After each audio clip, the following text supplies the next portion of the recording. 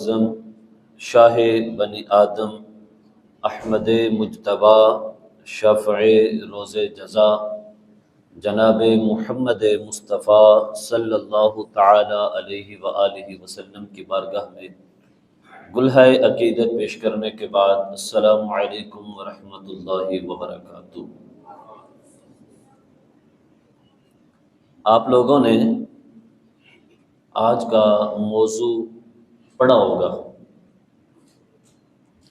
آج کا ہمارا موضوع ہے علم غیب مصطفیٰ صلی اللہ علیہ وآلہ وسلم۔ علم غیب جو ہے یہ ہمارے مسلمانوں میں ایک بہت بڑا معمہ سمجھا جاتا ہے۔ بعض علم غیب انبیاء کے لیے مانتے ہیں اور بعض نہیں مانتے۔ سو میں اس موضوع کو دو جمعوں میں بیان کروں گا۔ میں آج کے موضوع کو دو جمعوں کے اندر، دو خطبات کے اندر بیان کروں گا، اور انشاءاللہ العزیز اس سے اس بات کا ہمیں اندازہ ہو جائے گا کہ اللہ تعالیٰ نے اپنے خاص مقرب بندوں کو علم غیب عطا فرمایا ہے یا نہیں فرمایا۔ غیب پوشیدہ چیز کو کہتے ہیں۔ غیب کسے کہتے ہیں؟ پوشیدہ چیز کو، چھپی ہوئی چیز کو۔ اب غیب جو ہے اس کے ساتھ اگر علم لگا دیا جائے، علم غیب کیا ہے؟ تو علم غیب یہ ہے کہ ایسی پوشیدہ چیزیں جن کو ہم حواس خمسہ کے ساتھ نہ پہچان سکے۔ حواس خمسہ کیا ہے؟ ناک کے ساتھ سونگھ کر اس چیز کو معلوم نہ کیا جا سکے، کان کے ساتھ سن کر اس چیز کو نہ پہچانا جا سکے، آنکھ سے دیکھ کر اس چیز کو نہ سمجھا جا سکے، زبان کے ساتھ ذائقہ چکھ کر اس کو نہ سمجھا جا سکے، اس کو چھو کر نہ سمجھا جا سکے، یا پھر عقل سے وہ چیزیں ماورا ہوں۔ اب علم غیب جو ہے اس میں دو چیزیں ہیں۔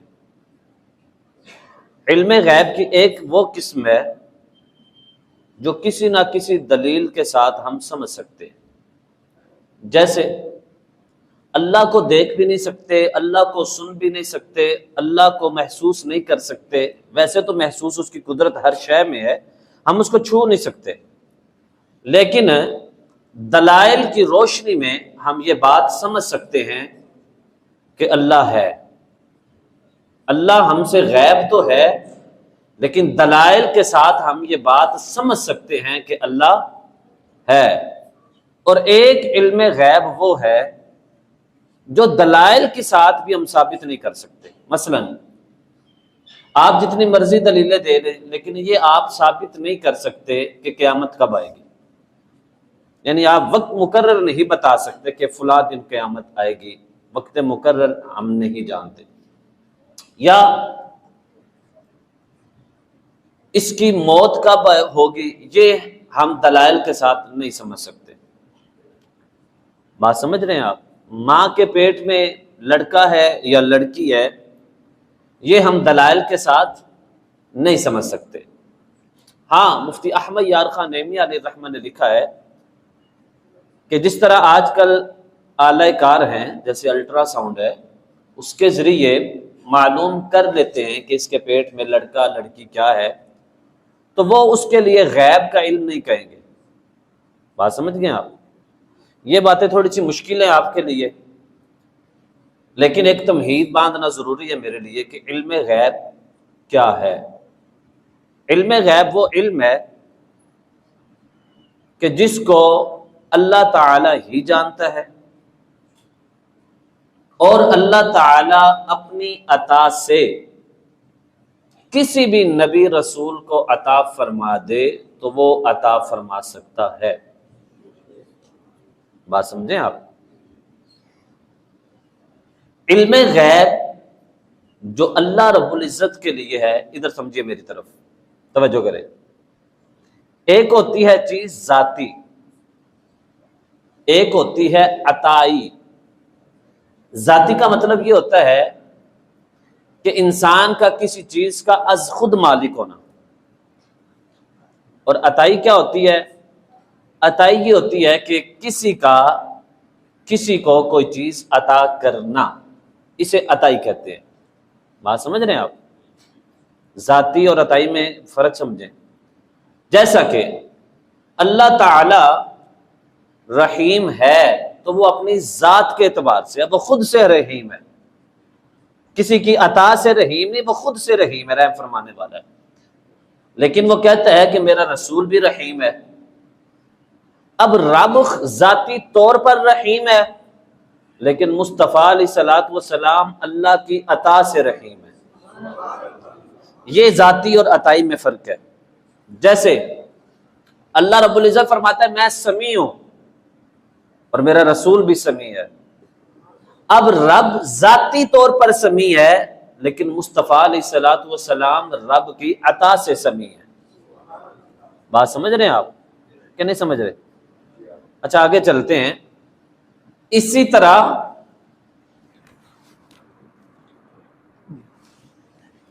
طرح اللہ تعالی کا جو علم ہے وہ اس کا ذاتی علم ہے۔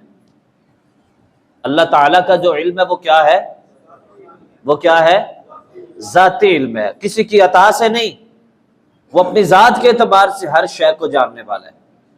تو اللہ رب العزت کے لیے علم غیب کا ہونا یہ اس کی ذات کے اعتبار سے ہے، لیکن آقا کریم علیہ الصلوۃ والسلام کا علم غیب ہونا یہ رب کی عطا کے ساتھ ہے۔ بات سمجھیں؟ اللہ خود سے علم غیب رکھنے والا ہے، لیکن رسول پاک اللہ کی عطا سے علم رکھنے والے ہیں۔ تو اگر کوئی بندہ یہ کہے کہ نہیں رسول پاک علیہ الصلوۃ والسلام کو جو علم غیب ہے وہ خود سے ہے تو وہ بندہ کافر ہے۔ ہاں جب یہ کہا جائے کہ رسول پاک کو جو اللہ نے علم عطا فرمایا ہے وہ اس نے خود سے عطا فرمایا اور مصطفیٰ علیہ الصلوۃ والسلام نے رب سے لیا ہے تو اسے علم عطائی کہا جاتا ہے۔ تو جب رسول پاک کے لیے علم غیب کو رب کی عطا سے مانا جائے گا تو پھر اعتراض کی کوئی بھی گنجائش باقی نہیں رہتی۔ بات سمجھ گئے آپ؟ تو علم غیب رب کے لیے کیا ہے؟ ذاتی، رسول پاک کے لیے کیا ہے؟ عطائی۔ اب ایک چیز ہوتی ہے متناہی اور ایک ہوتی ہے لا متناہی۔ متناہی کا مطلب ہوتا ہے کہ اس چیز کی انتہا ہے، اور لا متناہی کا مطلب ہوتا ہے کہ اس کی انتہا نہیں ہے۔ توجہ، ایک ہوتا ہے متناہی اور ایک ہوتا ہے لا متناہی۔ متناہی کہتے ہیں کسی چیز کا انتہا ہونا، اور لا متناہی وہ ہوتی ہے کہ جس کی انتہا نہیں ہوتی۔ آپ کی توجہ ہے نا؟ موضوع تھوڑا سا سمجھنے سمجھانے والا ہے، تو آپ نے اس کو توجہ سے سننا ہے تاکہ آپ کو کبھی یہ مسئلہ نہ بنے۔ متناہی جس کی انتہا ہوتی ہے، لا متناہی جس کی انتہا۔ اب رب کا جو علم ہے نا، جو رب کا علم ہے لا متناہی جس کی انتہا ہی کوئی نہیں، اور مصطفیٰ علیہ الصلوۃ والسلام کا جو علم ہے وہ متناہی ہے جس کی کوئی نہ کوئی تو انتہا ہے نا۔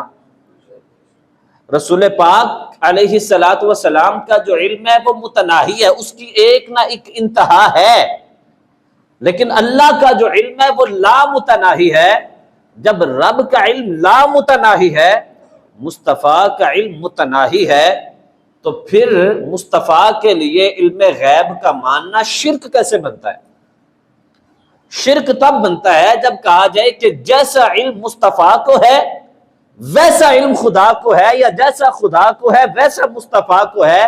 جب یہ کہا جائے گا تو یہ کفر ہو جائے گا، شرک ہو جائے گا۔ لیکن جب یہ کہا جائے کہ رب کا علم لامتناہی ہے جس کی انتہا ہی کوئی نہیں، اور مصطفیٰ کا علم متناہی ہے جس کی ایک نہ ایک انتہا ہے، تو پھر اس کا مطلب ہے کہ مصطفیٰ رب جیسے نہیں ہے، اور نہ مصطفیٰ کو رب جیسی صفات ماننی جائے گی، بلکہ حضور کو رب نے جو بھی دیا ہے اپنی جناب سے عطا فرما دیا ہے۔ اچھا، ایک ہوتا ہے قدیم اور ایک ہوتا ہے حادث۔ قدیم کسے کہتے ہیں؟ قدیم کہتے ہیں جس کو فنا نہیں ہے،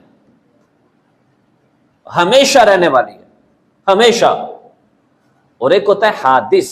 حادث کا مطلب ہوتا ہے یہ شے پہلے نہیں تھی، بعد میں آئی اور یہ ختم ہو سکتی ہے، یہ ختم ہو۔ اب اللہ رب العزت کا جو علم ہے وہ قدیم ہے، وہ ہمیشہ سے ہے، ہمیشہ رہنے والا ہے۔ لیکن رسول پاک علیہ الصلوۃ والسلام کا جو علم غیب ہے وہ حادث ہے، مطلب یہ کہ وہ پہلے نہیں تھا، رب نے مصطفیٰ کو عطا فرمایا ہے، اور اب ممکن یہ ہے کہ رسول پاک علیہ الصلوۃ والسلام سے علم غیب اللہ کبھی ختم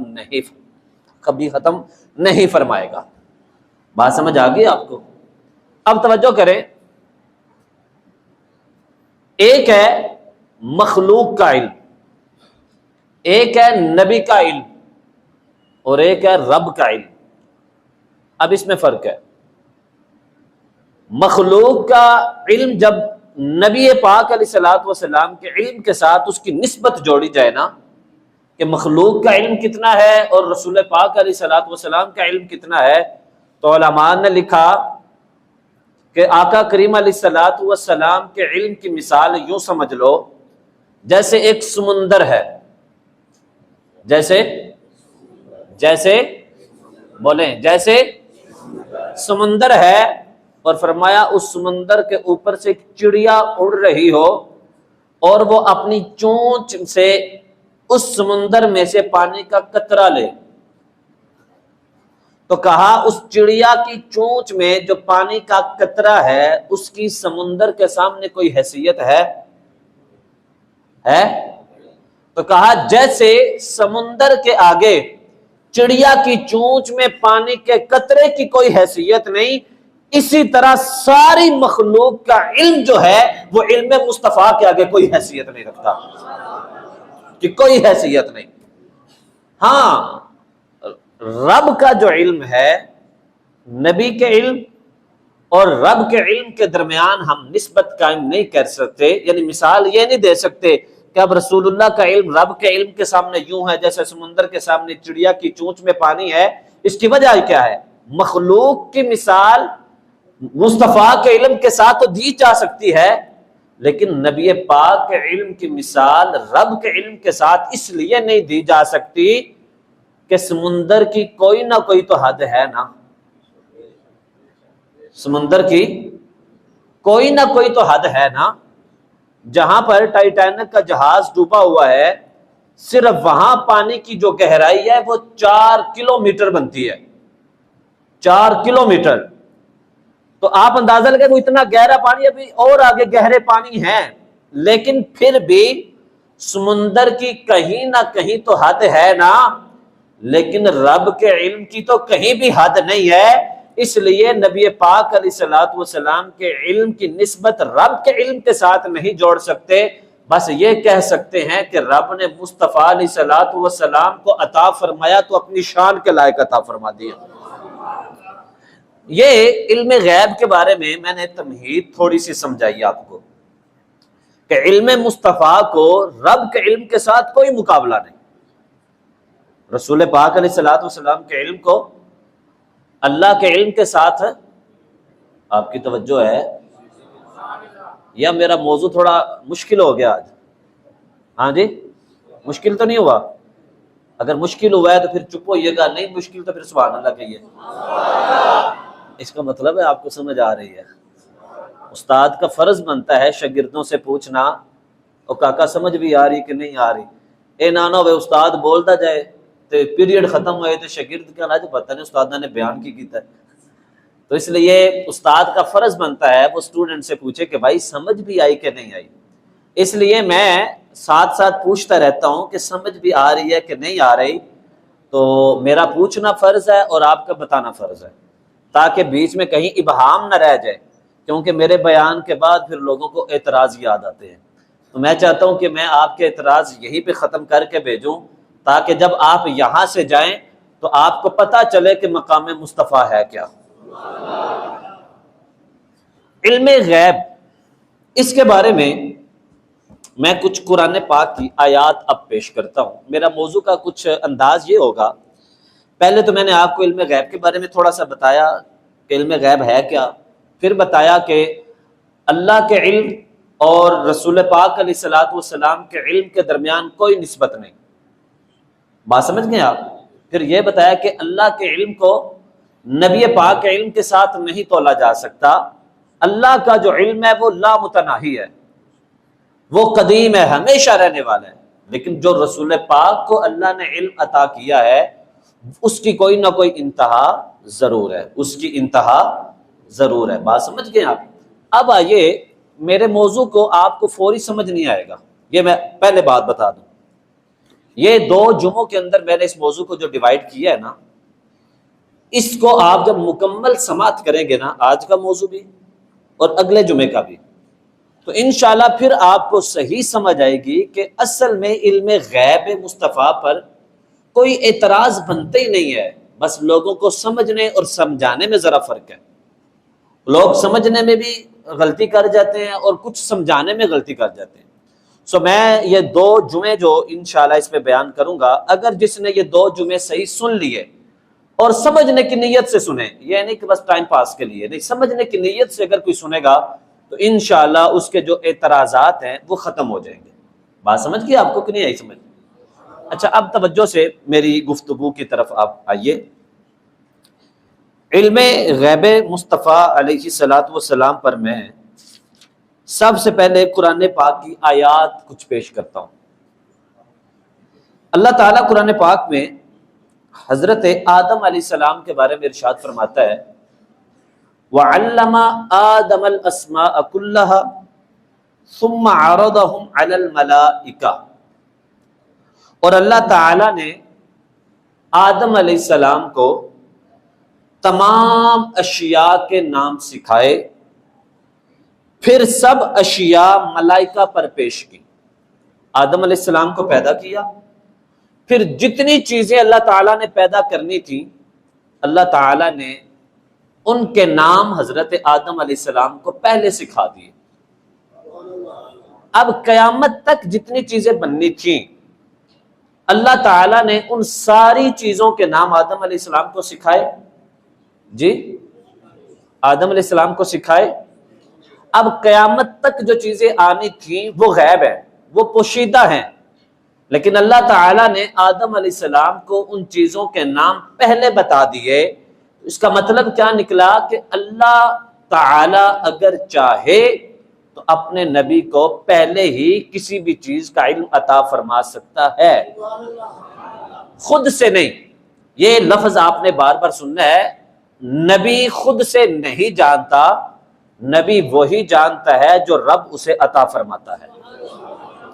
ایک بات آگے چلیں، تفسیر مدارک کے اندر مفسر فرماتے ہیں کہ حضرت آدم علیہ السلام کو تمام چیزوں کے نام بتانے کے معنی یہ ہیں کہ رب تعالیٰ نے ان کو وہ تمام جنسیں دکھا دی، وہ تمام چیزیں دکھا دی جس کو پیدا کیا ہے، اور ان کو بتا دیا کہ اس کا نام گھوڑا ہے، اس کا نام اونٹ ہے، اور اس کا نام فلاں ہے. اور حضرت ابن عباس رضی اللہ تعالی عنہ جو قرآن پاک کے پہلے مفسر ہیں، آپ فرماتے ہیں کہ حضرت آدم علیہ السلام کو ہر اس چیز کا نام سکھا دیا جیسا کہ پانی پینے والا پیالہ ہوتا ہے اور چلو ہوتا ہے، یعنی چھوٹی سے چھوٹی چیز کا بھی نام اللہ تعالیٰ نے آدم علیہ السلام کو سکھا دیا.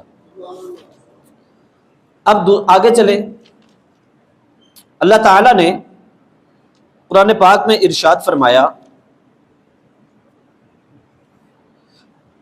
ما کان اللہ لیطلعکم علی الغیب، توجہ سے، اللہ تعالی کی یہ شان نہیں ہے کہ وہ عام لوگوں کو غیب پر مطلع کرے۔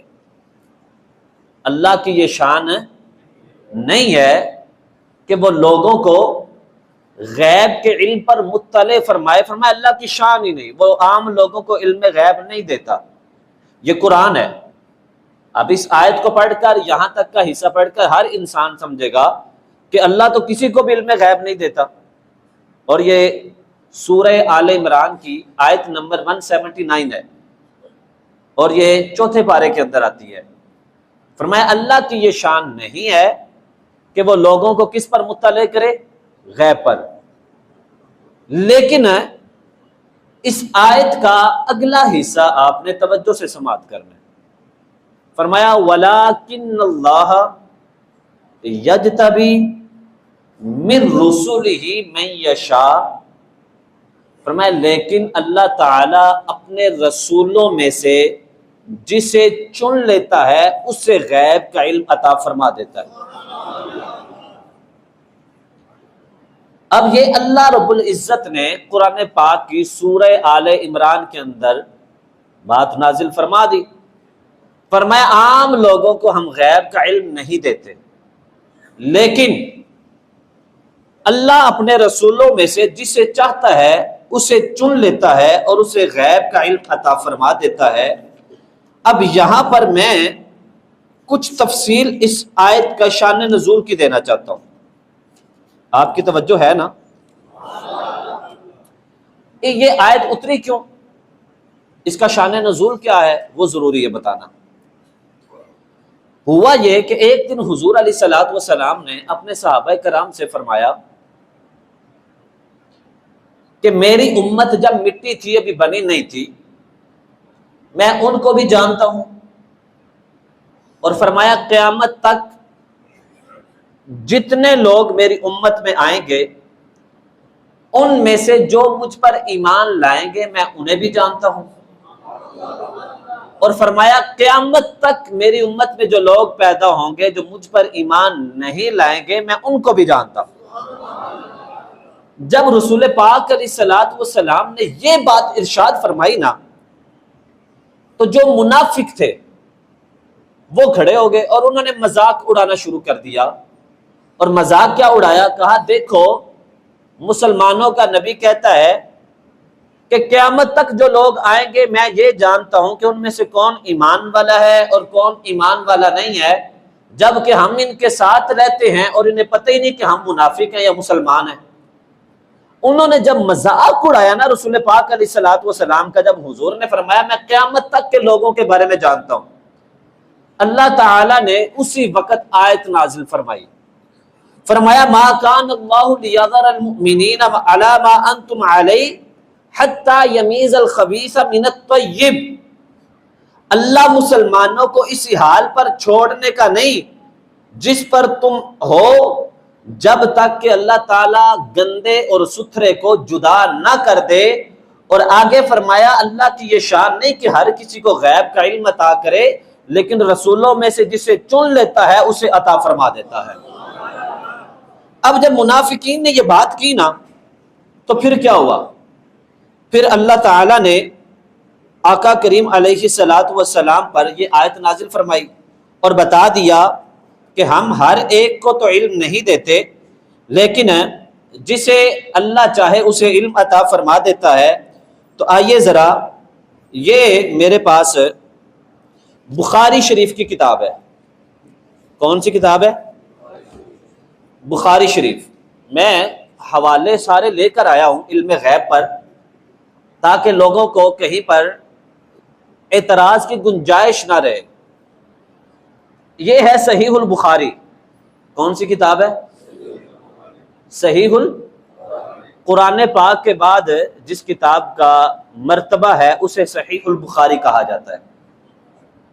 اب اسی بخاری شریف کے اندر یہ حدیث پاک موجود ہے۔ بخاری شریف کے اندر ایک کتاب ہے جس کا نام ہے کتاب بدء الخلق، کہ مخلوق کی ابتدا کیسے کی گئی، اور اس کا باب ہے باب ما جاء فی قول اللہ تعالی وہو الذی یبدأ الخلق ثم یعیدہ وہو اہون علیہ، یہ باب کا نام ہے، توجہ کریے گا۔ یہ بخاری شریف جلد ہے دوسری، کتاب ہے بدء الخلق، باب ما جاء فی قول اللہ تعالی۔ اس باب کے اندر یہ حدیث پاک موجود ہے، اور یہ حدیث پاک حضرت طارق بن شہاب رضی اللہ تعالی عنہ بیان کرتے ہیں۔ آپ فرماتے ہیں کہ سمعت عمر رضی اللہ عنہ، میں نے حضرت عمر بن خطاب رضی اللہ تعالی عنہ سے سنا، یقول فی قام فینا النبی صلی اللہ علیہ وسلم مقاما فاخبرنا عن بدء الخلق حتی دخل اہل الجنت منازلہم واہل النار منازلہم حفظ ذلک من حفظہ ونسیہ من نسیہ۔ یہ بخاری شریف کی حدیث ہے، اور میں کسی اور کتاب سے حوالہ نہیں دے رہا۔ علم غیب مصطفیٰ صلی اللہ علیہ وآلہ وسلم پر حضرت عمر بن خطاب نے یہ بیان جو حضور کی زبان اطہر سے سنا، وہ بیان فرمایا۔ آپ فرماتے ہیں کہ رسول پاک ہمارے درمیان کھڑے ہوئے، اور حضور علیہ الصلوۃ والسلام نے ہمارے درمیان کھڑے ہو کر فَأَخْبَرَنَا عَنْ بَدْءِ الْخَلْقِ، جب مخلوق کی ابتدا ہوئی تھی، فرمایا ہم نے ساری خبریں عطا فرما دی۔ نہیں توجہ نہیں کی، فرمایا جب مخلوق کی ابتدا ہوئی، آقا کریم علیہ الصلوۃ والسلام نے ہمیں تب کی خبریں دینا شروع کی، حتیٰ کہ فرمایا حضور نے مخلوق کی ابتدا سے لے کر اپنے زمانہ مبارک سے لے کر قیامت تک جتنے لوگوں نے آنا تھا، یہاں تک کہ حضور علیہ الصلوۃ والسلام نے ہمیں یہ بھی بتا دیا اس کا ٹھکانہ جنت ہے، اس کا ٹھکانہ جہنم ہے۔ کون بیان فرما رہا ہے؟ حضور علیہ الصلوۃ والسلام۔ اور فرمایا حضرت عمر بن خطاب نے، فرمایا حضور کا وہ بیان جس نے یاد کیا سو یاد کیا، جس نے بھلا دیا سو بھلا دیا۔ اب یہ بخاری شریف کی میں نے پہلی حدیث پیش کی کہ جس میں رسول پاک علیہ الصلوۃ والسلام نے مخلوق کی ابتدا سے انتہا تک کا ذکر فرما دیا۔ اب سرکار آج سے 1450 سال پہلے مدینے کی سرزمین مسجد نبوی میں کھڑے ہیں، اور خبر ابتدا کی بھی دے رہے ہیں، انتہا کی بھی دے رہے ہیں۔ اور یہ میری بات ہے بھی نہیں، یا میں اپنی طرف سے کر بھی نہیں رہا، یہ صحیح البخاری کی روایت پیش کر رہا ہوں۔ بات سمجھ آئی کہ نہیں آئی؟ آگے چلیں ذرا۔ یہ ایک حوالہ میں نے آپ کے سامنے پیش کیا، میں کسی پر بھی انگلی اٹھائے بغیر صرف اور صرف مقام مصطفیٰ بتانا چاہتا ہوں کہ اللہ تعالیٰ نے حضور علیہ الصلوۃ والسلام کو مقام و مرتبہ کیا عطا فرمایا ہوا ہے۔ آئیے، یہ میرے پاس بخاری شریف کی پہلی جلد ہے، یہ بخاری شریف کی پہلی جلد ہے، اور یہ بخاری شریف کی چوتھی جلد ہے۔ یہ چوتھی جلد ہے اور یہ پہلی جلد ہے۔ اور یہ جو حدیث میں آپ کے سامنے بیان کرنے لگا ہوں، یہ کئی مقام پر امام بخاری علیہ الرحمہ نے ذکر کی ہے۔ میں پہلی جلد سے اس کا آغاز کرتا ہوں، ذرا آپ کی توجہ ہے نا۔ یہ ہے کتاب العلم، بخاری شریف کی پہلی جلد، اس کی کتاب کا کیا نام ہے؟ کتاب العلم۔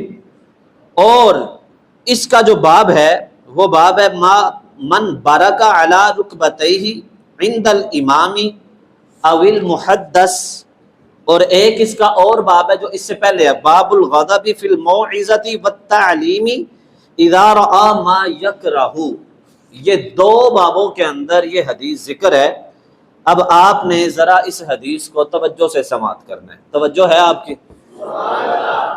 میں یہ بھی حدیث سامنے رکھ لیتا ہوں، اور بخاری شریف کی یہ چوتھی جلد، اس کی بھی میں حدیث آپ کے سامنے رکھ دیتا ہوں، اور میں یہ دونوں احادیث آپ کے سامنے رکھنے لگا ہوں۔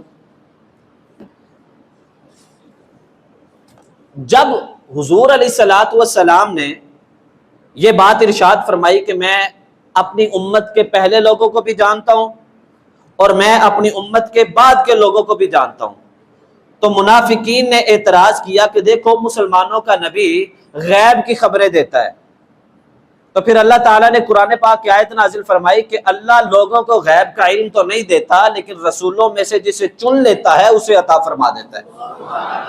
اس کا مطلب یہ نکلا کہ علم غیب مصطفیٰ پر اعتراض کرنا ایمان والوں کا کام نہیں ہے، علم غیب مصطفیٰ پر اعتراض کرنا منافقوں کا کام ہے۔ اب توجہ سے، حضور علیہ الصلوۃ والسلام مسجد میں تشریف لائے اور آپ اپنے ممبر پہ کھڑے ہوئے۔ جب رسول پاک علیہ الصلوۃ والسلام اپنے ممبر پر کھڑے ہوئے تو حضور علیہ الصلوۃ والسلام نے قیامت کا ذکر کیا، اور جو اس کے درمیان بڑے بڑے کام ہونے تھے ان کا بھی ذکر فرمایا۔ پھر حضور علیہ الصلوۃ والسلام نے جلال میں فرمایا من احب ان يسأل عن شيء، کہا تم میں سے کوئی بھی شخص کھڑا ہو اور وہ مجھ سے جو پوچھنا چاہتا ہے، سلونی عما شئتم، فرمایا تم میں سے کوئی بھی جو کچھ بھی پوچھنا چاہتا ہے کھڑا ہو ہم سے پوچھے۔ حضور علیہ الصلوۃ والسلام نے فرمایا الا اخبرتکم بہ ما دمت فی مقامی ھذا، میں یہی ممبر پر کھڑے ہو کر اسے ہر شے کا خبر دوں گا۔ فرمایا کوئی بھی پوچھنا چاہے،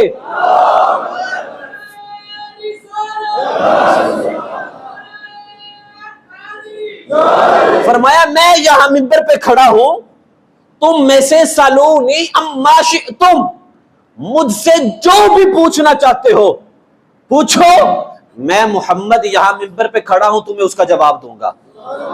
جب یہ خبر دی تو صحابہ رو پڑے، صحابہ لرز گئے۔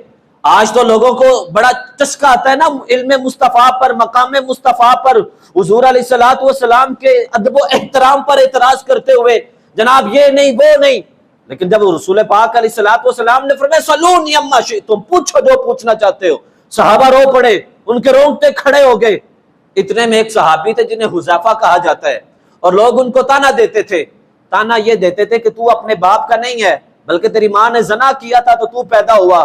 حضرت حذیفہ نے دیکھا کہ آج دریائے رحمت جوش میں ہے، میں اپنا مسئلہ بھی حل نہ کروا لوں، سرکار سے پوچھ لوں، سرکار کہہ رہے ہیں جو مرضی پوچھو، تو میں نہ پوچھ لوں میں کس کا ہوں؟ کھڑے ہو کر عرض کی یا رسول اللہ ابو کا میرا باپ کون ہے؟ حضور علیہ الصلوۃ والسلام نے فرمایا تیرے باپ کا نام حذیفہ ہے، اس کا نام عبداللہ ہے، تیرے باپ کا نام حذیفہ ہے۔ وہ بیٹھ گئے اور شکر ادا کیا کہ جو میرا باپ تھا رسول پاک نے وہی بیان کیا ہے۔ ایک اور کھڑا ہوا، اسے نے عرض کی یا رسول اللہ میرا باپ کون ہے؟ تو رسول پاک علیہ الصلوۃ والسلام نے فرمایا تیرا باپ وہ نہیں جو تیری ماں کا خامد ہے، بلکہ شیبہ کا آزاد کردہ جو غلام ہے وہ تیرا باپ ہے۔ وہ بھی بیٹھ گیا۔ اب یہ دو خبریں حضور علیہ الصلوۃ والسلام نے وہ دی ہیں جو رب کے سوا کوئی نہیں جانتا۔ رب جانتا ہے کہ اس کا باپ کون ہے، رب جانتا ہے کہ اس کی ماں نے کیا کیا، لیکن اللہ تعالیٰ نے مصطفیٰ علیہ الصلوۃ والسلام کو بھی یہ علم عطا فرمایا ہے کہ آپ اپنی امت کے حالات سے واقف ہیں۔ یہ دو کھڑے ہوئے، جو زمانہ ہو چکا تھا اس کا مسئلہ حل کروا لیا۔ ایک اور کھڑا ہوا، اس نے سوچا کہ میں بھی اپنا مسئلہ نہ حل کروا لوں۔ یہی بخاری شریف کا یہ چوتھی جلد ہے، جلد نمبر 4، اسی حدیث کا اگلا حصہ۔ جب دو نے مسئلہ حل کروایا تو تیسرا کھڑا ہوا، اس نے کہا میں بھی مسئلہ حل کروا لوں۔ اس نے کیا پوچھا؟ یا رسول اللہ اینا مدخلی، یا رسول اللہ میرا داخلہ کہاں پہ ہوگا، میں جنتی ہوگا یا جہنمی ہوگا؟ حضور علیہ الصلوۃ والسلام نے ارشاد فرمایا النار، تو مرنے کے بعد جہنم میں جائے گا۔ یہ غیب کی خبر قیامت کے بعد کی کون دے رہا ہے؟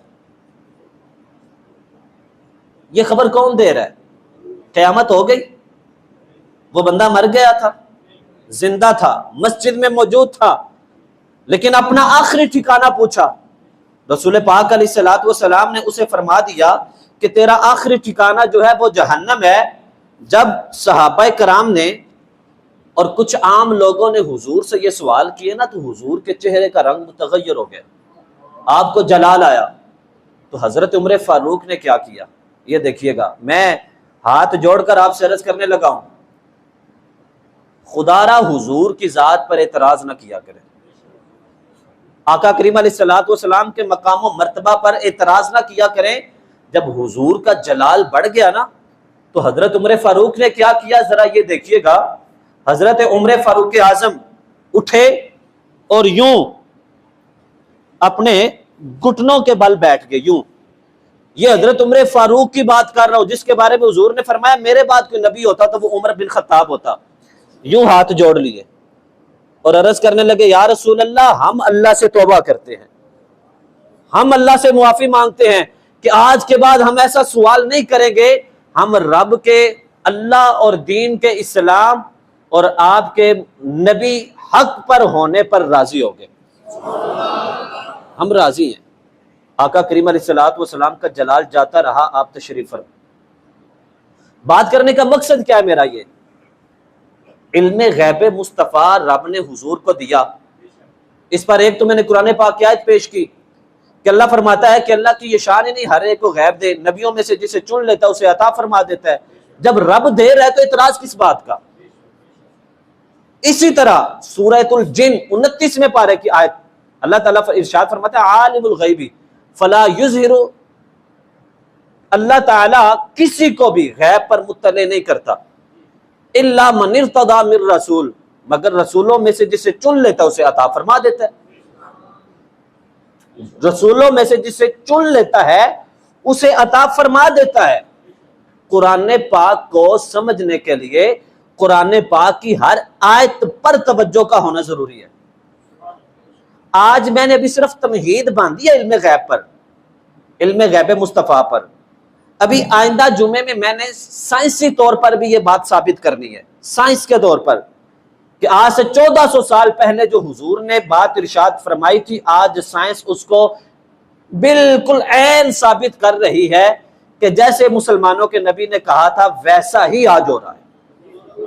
ابھی تو میں نے تمہید باندھی ہے قرآن و حدیث سے، اگلے جمعے پر جو لوگ اعتراض کرتے ہیں اس کا بھی جواب دینا ہے، لیکن میرا صرف بات کرنے کا مقصد اتنا ہے کہ اللہ تعالیٰ نے حضور کو علم غیب دیا، اور علم غیب کیا ہے؟ وہ اللہ کی عطا سے ہے، خود سے حضور نہیں جانتے۔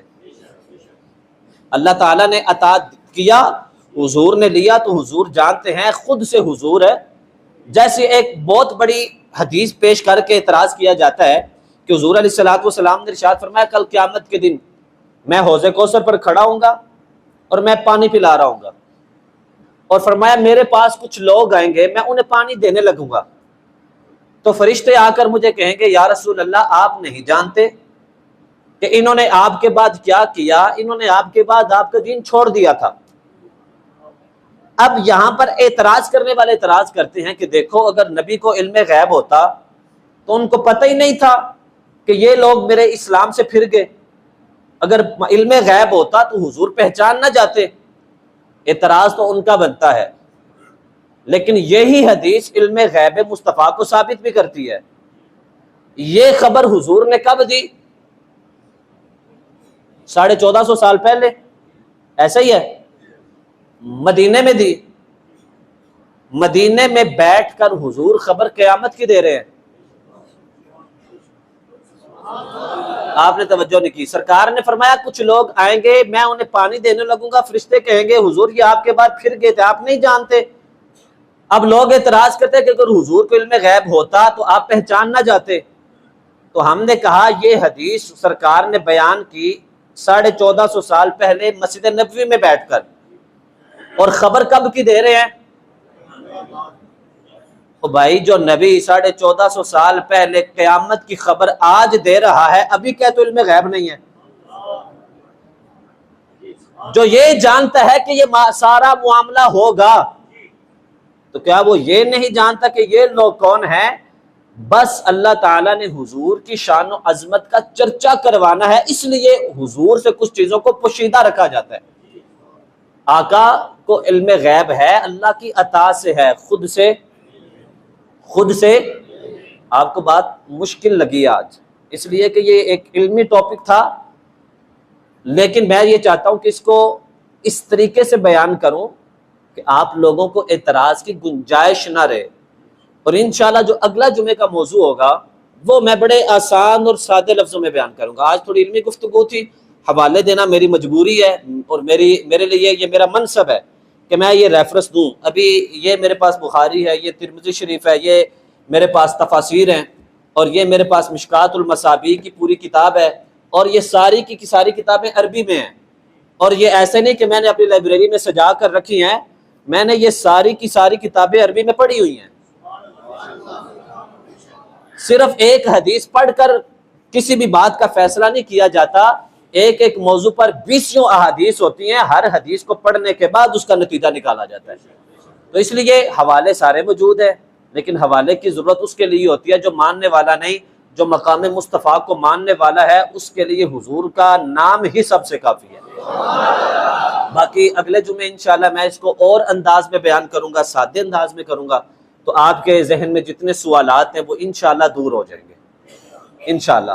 اللہ تعالی ہمیں مقام مصطفیٰ، علم مصطفیٰ علیہ الصلوۃ والسلام کو سمجھنے کی توفیق عطا فرمائے، آمین۔ وآخر دعوانا